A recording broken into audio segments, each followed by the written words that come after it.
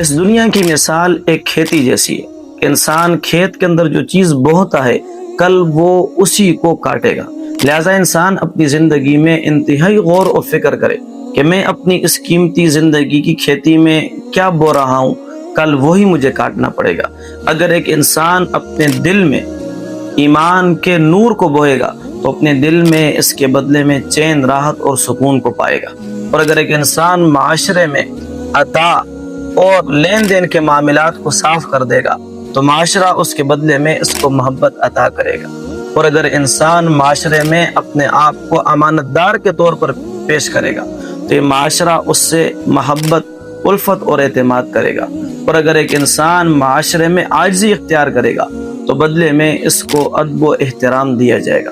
تو لہٰذا انسان کو یہ دیکھنا چاہیے کہ میں اس وقت کیا بول رہا ہوں، کل یہی چیز مجھے کاٹنی پڑے گی۔ اس لیے انسان ہمیشہ کسی کی سوچ اور فکر، کسی کی ناراضگی اور رضامندی کو دیکھے بغیر ہمیشہ خیر بونے کی فکر میں لگا رہے۔ جب یہ خیر بوئے گا، کوئی خوش ہو یا ناراض ہو، کوئی اس کی تعریف کرے یا اس کی برائی کرے، اللہ تعالیٰ اس خیر کے بیج کے بونے کی وجہ سے اس کو بدلے میں ضرور خیر عطا کرے۔